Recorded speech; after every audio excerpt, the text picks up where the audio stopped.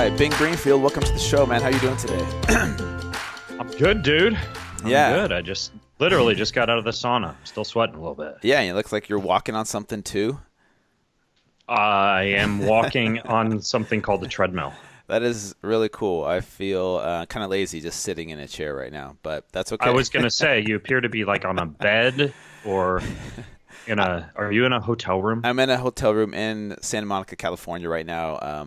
Little bit of a business/vacation trip. So yes. But anyways, I really appreciate you coming on, man. We've met a few times in person and really excited to finally have you on. I pushed this back a couple times, so I apologize. And I really appreciate you taking the time out of your day to jump on the show. That's okay. I understand that you're an asshole who likes to take advantage of my time and my schedule. It's all good. Everybody thinks that about me. It's so weird.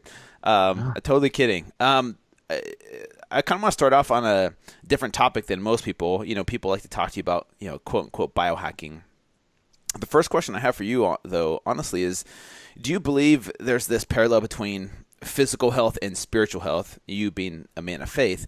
And if so, what does that look like, or what does that mean to you? You know, everyone has a purpose that they were born for, a distinct calling, a distinct set of gifts. Whether you're an artist or an engineer or a physician or an astronaut or whatever it is that you were born with the calling to be, you have this innate set of talents.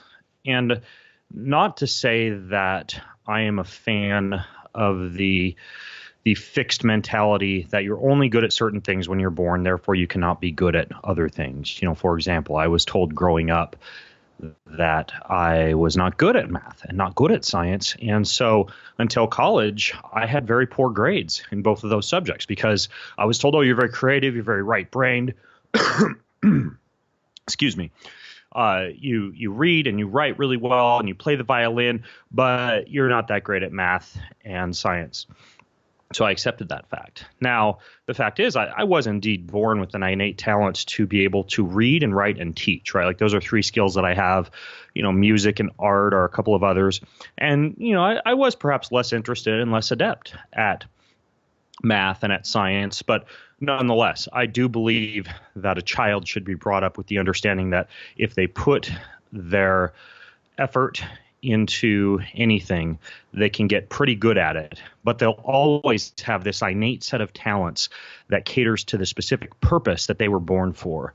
And once they find that purpose, that's what's going to give them passion. That's what's going to, as Mark Twain puts it, make their work every day feel like play.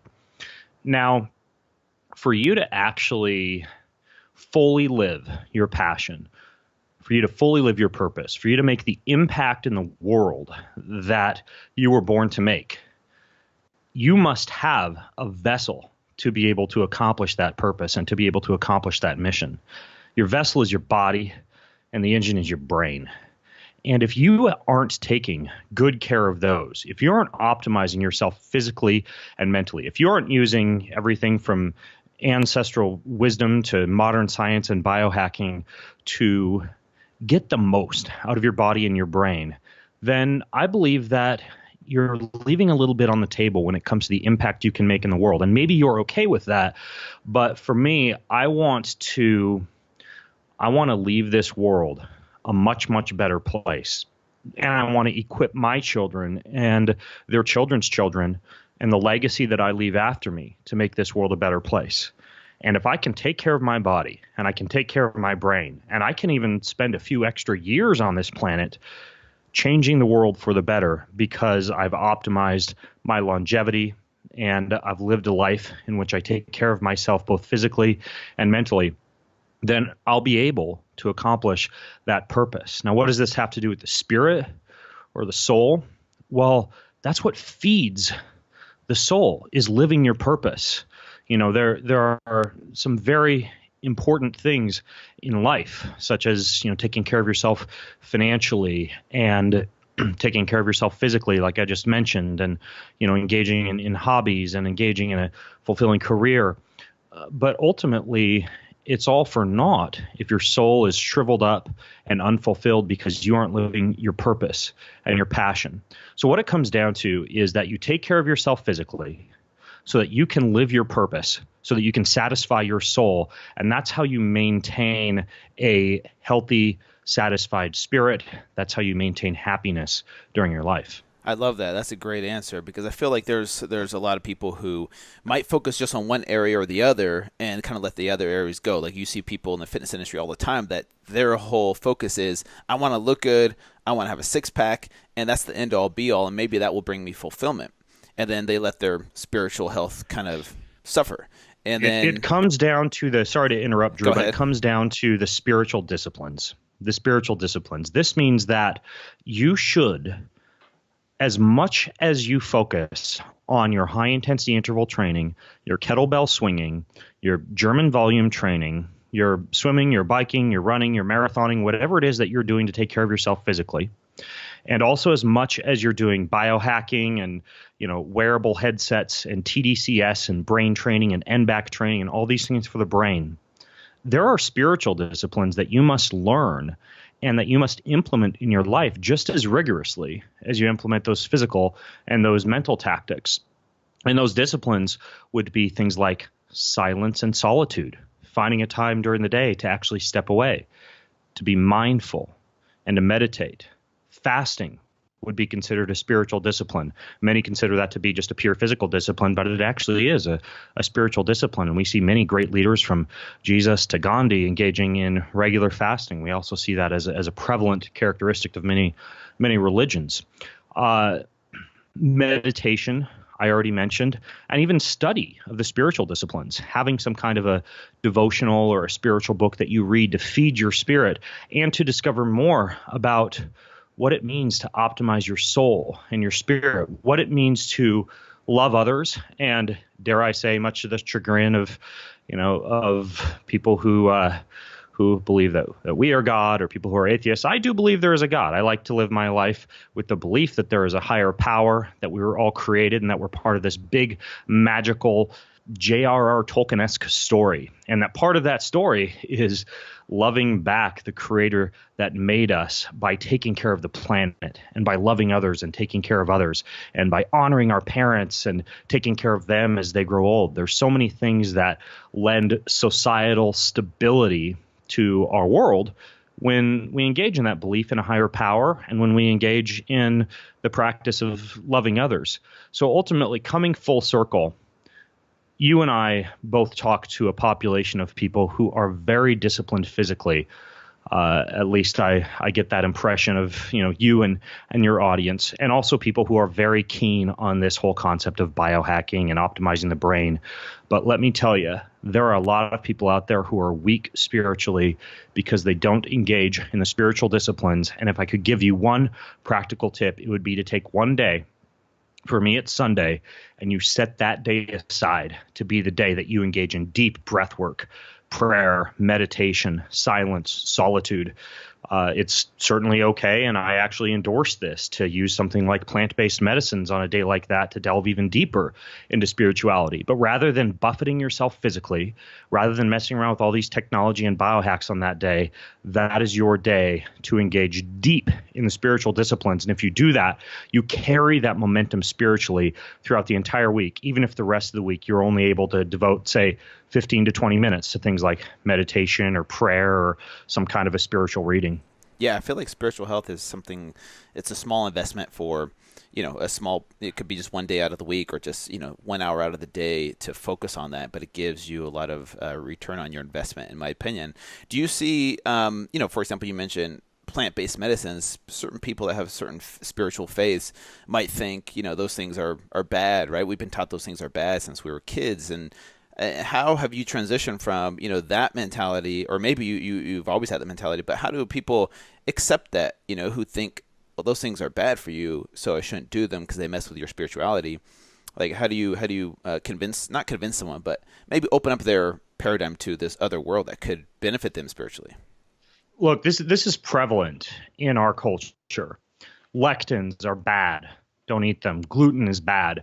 Don't eat it. Saponins are bad, so stay away from ancient grasses like quinoa or amaranth or millet. Psilocybin is bad because it takes you into a place where you might go out of control.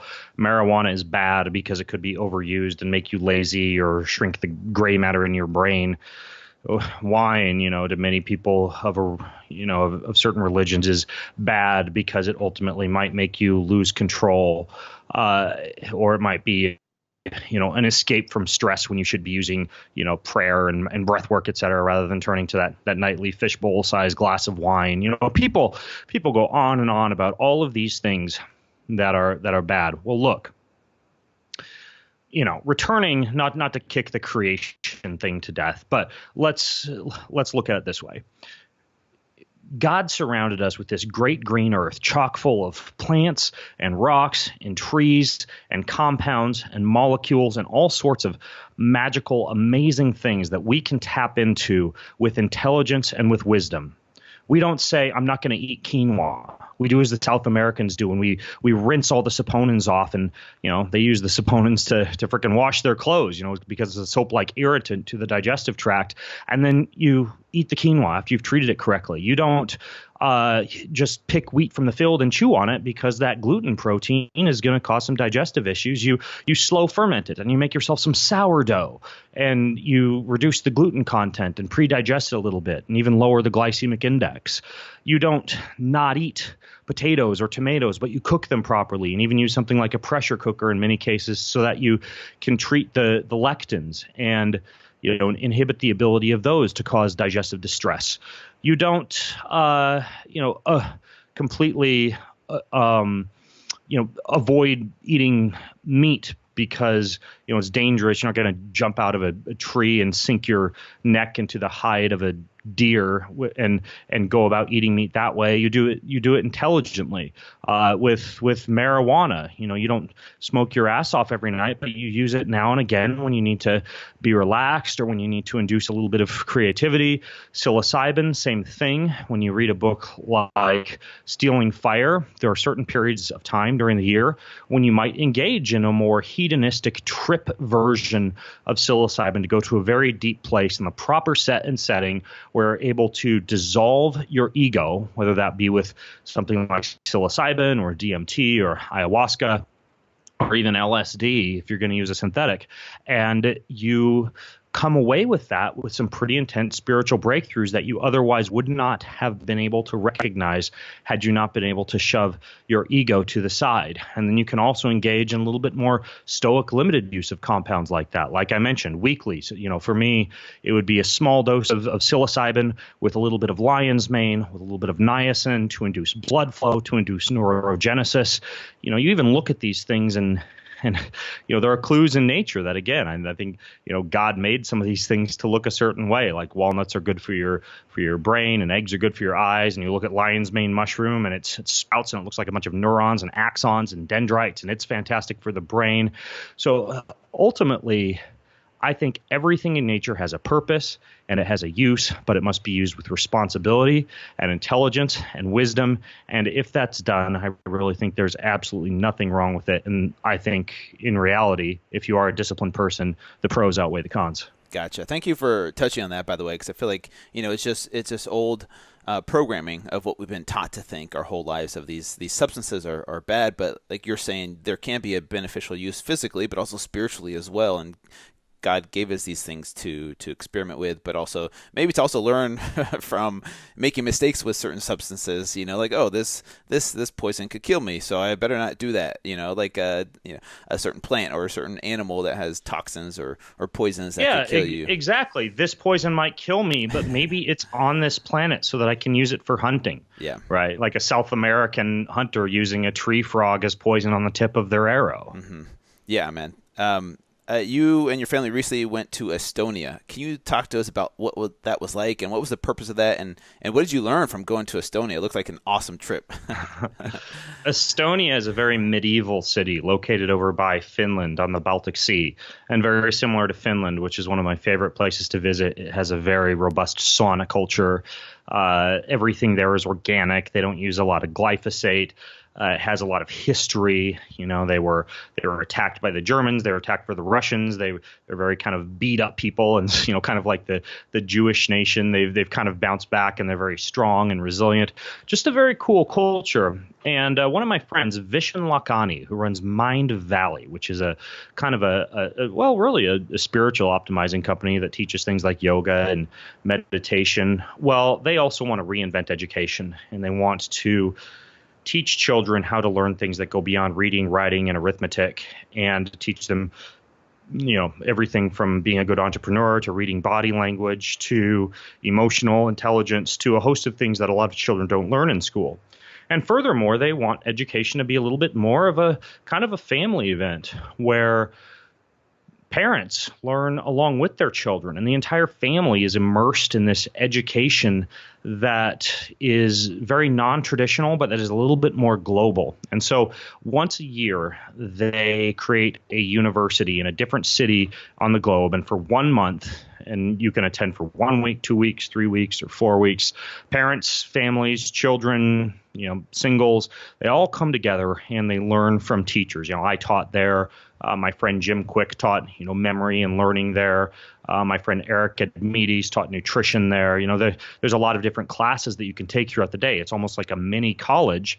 And then they have it in a really cool place like Estonia. Estonia, by the way, because it's so medieval, I mean, all the restaurants are like elk and boar and giant leg of pork and duck and, these amazing breads and honey mead and spiced wine. And it's a very cool place to visit. There's a section of town called Old Town, and everything there is just medieval. Again, the food is fantastic. It's all organic and grown there locally. Very cool place to go.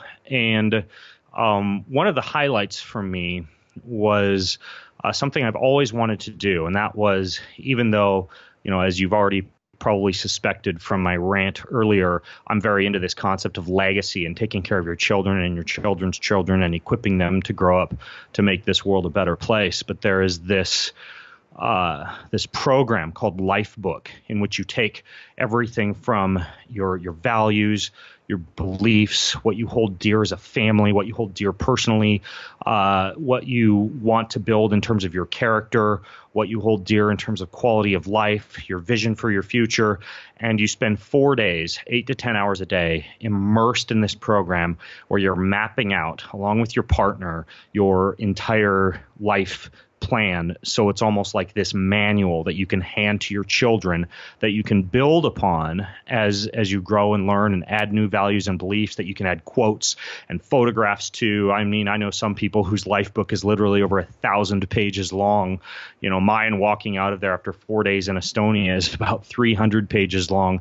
And it is literally, if I were to walk out the door and get hit by a bus, what my children would be able to open and read and learn everything that Dad held dear, and all of the lessons that I've learned in life, all the books I recommend, all the people who I look up to, all of the quotes that I love, all of my values, my beliefs, what I envision for our family's future and for our children. And so being able to go through that process, which was part of Mind Valley University, was quite profound as well. And at some point, I'm going to, on my own podcast, interview the people who kind of invented that whole lifebook process, so that people can learn a little bit more how they can go about doing that themselves. But ultimately, Estonia was a very cool blend of exposure to a medieval culture and the saunas and the Baltic Sea, and then also Mind Valley University, and very, very good food. I ate a lot of pig, a lot of elk, a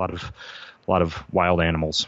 Yeah, that sounds like an awesome time, man. And your family being able to have that experience with you. For me, life's about making memories. And I feel like, that's one thing we can leave behind for our kids, is these memories to take with them. Like, oh, remember that trip we took with Dad to Estonia, and we did this, we did that. And it sounds like you do an awesome job with your family. And that's the kind of the next thing I want to talk about, because me and you have talked about this, and being in the health and wellness space and having a family. Sometimes I feel like it's a lot more challenging than someone who has a brand who has no kids. And how do you find time to do all these amazing things with what you do? You're a busy guy, but then also find time to give to your family as well, because I feel like you give so much to other people. You experiment a lot on yourself. How do you make that time for you and your family to make sure that they're a priority and your work's a priority too? It all comes down to routines, rituals, and habits. As a matter of fact, just this morning on my own website, and I don't know when this podcast is coming out, but if you were to just do a search for Ben Greenfield daily routine and kind of limit your Google search results to something like the past couple of months, you'd find it. It's about a 5,000 word article on my daily routine. Everything is set and structured in a very precise manner. Not that I am of the mindset that I'm going to allow myself to become stressed out or depressed if I am ripped out of that routine because something happened. Let's say, my grandmother recently died, and so I had to shove a bunch of stuff around, and I'll be flying down to Miami to be at her memorial service, and that'll take me out of my habit and my ritual and my routine. I, of course, have travel habits and rituals and routines, and the idea is I systematize my entire life, but I don't allow myself to get stressed if that system occasionally breaks. That's something important to set a precedent for what I'm about to say. But ultimately, I wake up and I have a daily gratitude practice, a breath work practice, some deep tissue work, some yoga. I have my cup of coffee. I use the restroom. I do my half hour of sauna, then jump in the cold pool. I do 4 to 5 hours of deep work, either in a fasted state or with minimal food, or if it's a very intensive training day, after like a green smoothie or something like that. I stop, I break for lunch, I take a nap. I get up, I polish off work before the kids get home from school. I spend a bunch of time with the kids, and then I get my workout in, sometimes with the family, sometimes solo, finish that up, have another hour to hour and a half of putting out fires and work. And then I stop, I come up, I have dinner. We have family time during dinner, and then we begin our bedtime ritual. Finally, I get into bed. If there's any love making to be had, that's all taken care of. And then I read for about a half hour, and then I fall asleep. I do not watch TV. I do not read the newspaper. I am a complete idiot when it comes to politics and pop culture. But ultimately, I spend my entire life devoted to my actual purpose, which I alluded to but did not define earlier, and that is to empower people to live an adventurous, joyful, and fulfilling life. And I feed everything through that filter, every decision through that filter, whether it's a hell yes or a hell no. Does this equip me to empower other people to live a more adventurous and joyful and fulfilling life? And if it doesn't, the answer is no. And if it does, the answer is yes. And it allows me to make decisions pretty intelligently. But ultimately, everything comes down to ritual and habit and routine. I not only have everything mapped out, but I know at the beginning of the week the exact workouts I'm doing on which days, so there's no decision-making fatigue.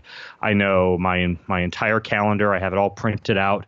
It's right in front of me on the whiteboard to my left. And then finally, I outsource, automate, and delegate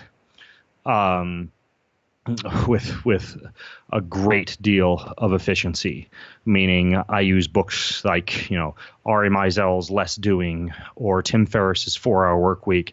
And if there is anything from mowing my lawn to tightening the toilet seat to cleaning the hot tub to doing the dishes to making my bed to anything, to putting water in an essential oil diffuser, you name it, I don't do it. I have someone else do it. I have an assistant who I literally pay to live with me. I have people I pay to mow my lawn. People I pay to pay the driveway. Certainly, I miss out on certain things in life, and certainly there are some things I enjoy doing that I still do, like chopping wood. I love that. Plus, it doubles as a workout. If something doubles as a workout, sometimes I'll still do it. Or shoveling snow, for example. But ultimately, I do a huge amount of outsourcing and automating and delegating, and that makes a big difference in addition to also doing the habits and the daily rituals and the routines. Yeah, thanks for listing that. That's a great example for people like me or just people listening that want to learn how to systemize their life. And just the fact that you're able to list off all those things pretty easily of what your day looks like means that you've been doing that for a long time. There's so many questions that I have for you, and I know we have a short amount of time. My next question is I want to talk about telomeres. My audience might not have ever heard of telomeres. Can you describe what they are in a nutshell and why they're important to get those tested and talk about your results? They're the end caps on your DNA that keep your DNA from unraveling. And the shorter your telomeres are, the more accelerated you are aging, or the shorter your lifespan will be. Shorter telomere length is associated with increased risk of mortality, longer telomere length with longevity. And there are certain things that you can do to decrease the rate at which your telomeres shorten. A perfect example would be fasting. Fasting has a profound effect on your own stem cell production and also on your telomere length. Another example would be anything that increases your own endogenous stem cell production, certain nutrients such as blueberries and aloe vera, chlorella, colostrum, pau d'arco bark extract. There's a variety of superfoods that have a direct longevity enhancing effect and can decrease the rate at which your telomeres shorten. There are also lifestyle practices, typically things that would be considered hormesis, things that would be bad for you in large doses, but that are good for you in small doses. Things like sweating it out in a sauna and getting yourself really hot. If you spent 2 hours in there, you'd have mineral deficiencies and a cardiovascular issue. But in small amounts, it's good for you. Your body creates heat shock proteins. It bounces back even stronger.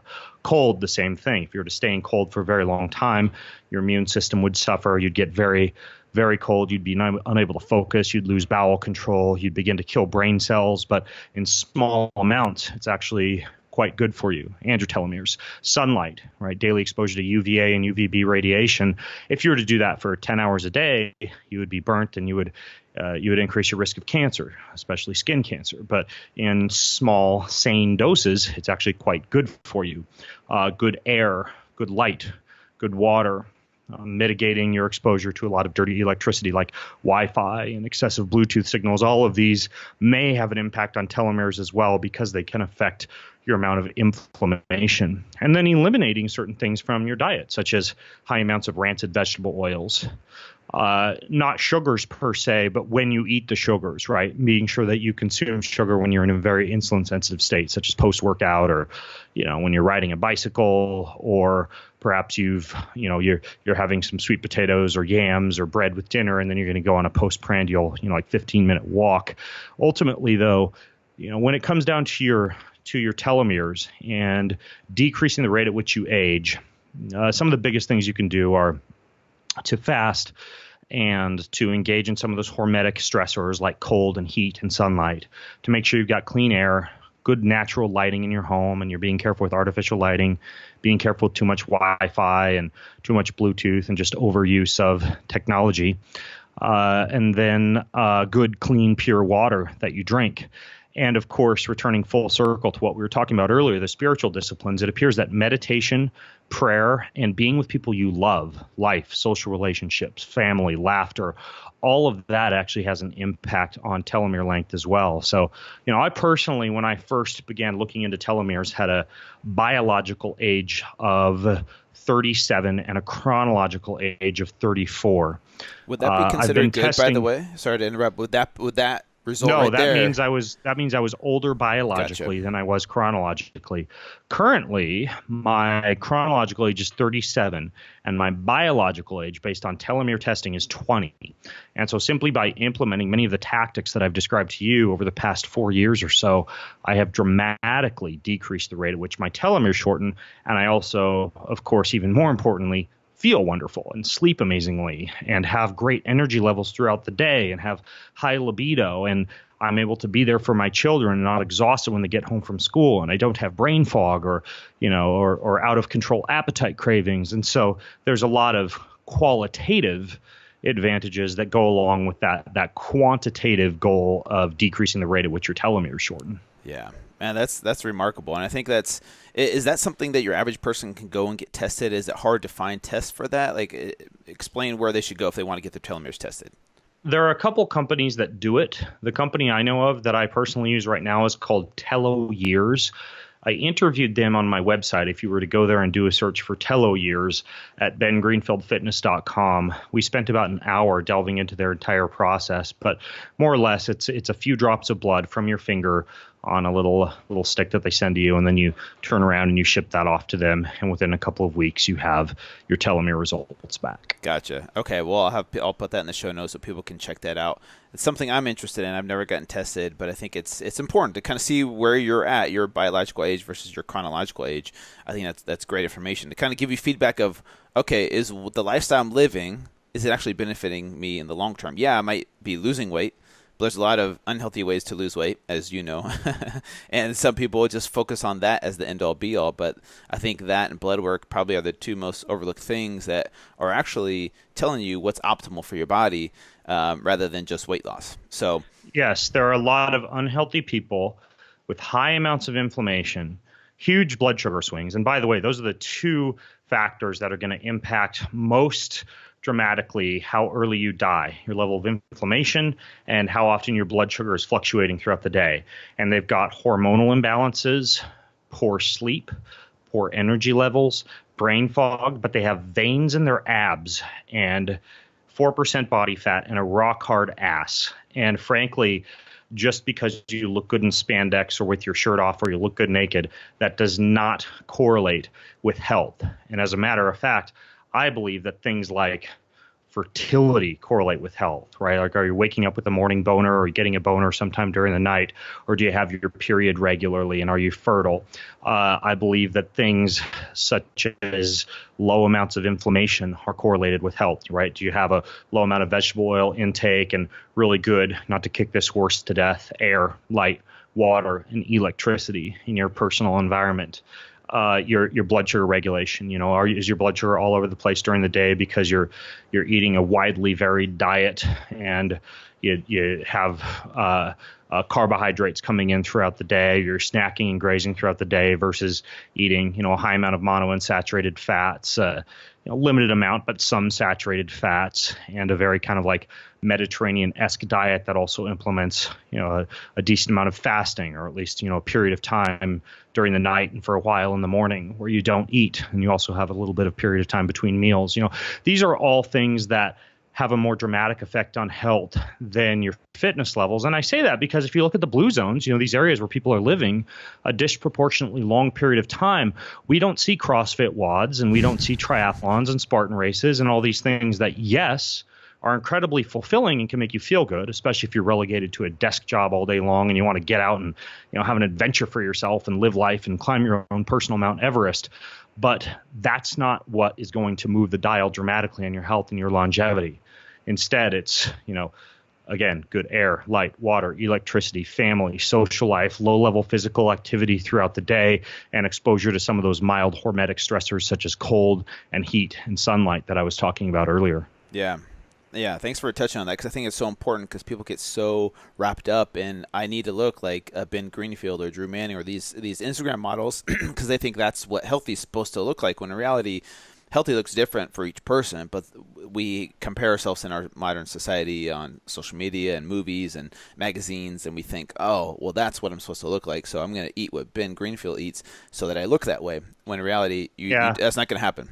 You look that way as a function of living a healthy life, not because you're going out of your way to make sure that you hit bis and tris and calves on Wednesday and core and legs on Thursday.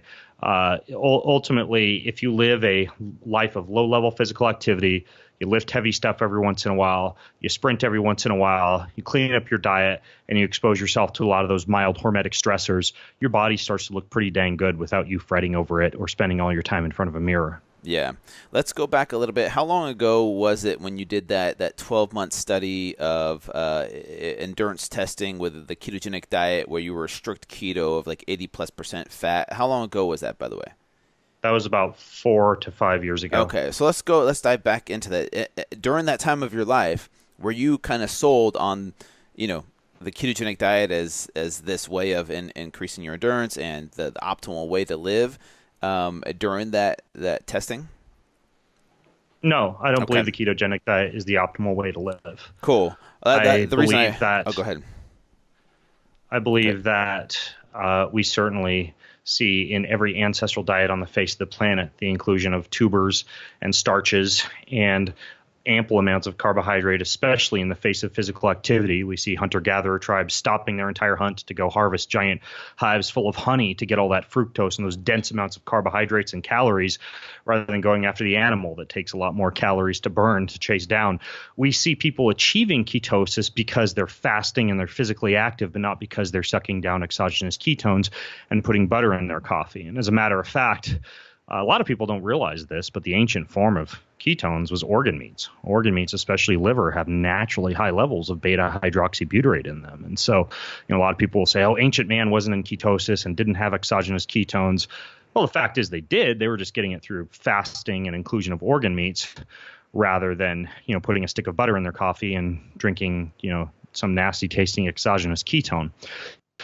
But ultimately, ketosis can be a good hack. I'm not against better living through science, and I'm not against carbohydrate restriction when it makes sense. For example, we know it's a good diet for managing some medical conditions such as epilepsy or seizure or Alzheimer's or early onset dementia. Things along those lines can benefit dramatically from reducing blood sugar fluctuations and even amping up blood level of ketones. We know that the liver and the diaphragm and the heart can rely upon ketones as a primary source of fuel. And for me, as an endurance athlete, when I began experimenting with that diet about 6 to 7 years ago, it turned out to really help me engage in low-level aerobic exercise for very long periods of time when I was performing, say, an Ironman triathlon. And rather than my peers who were sucking down maltodextrin and fructose and giant pre-race bowls of oatmeal, I was drinking a bulletproof coffee and consuming nut butters and coconut oils and MCT and some amino acids and electrolytes during the race, and feeling wonderful, and also getting less of the inflammation and the gas and the bloating during.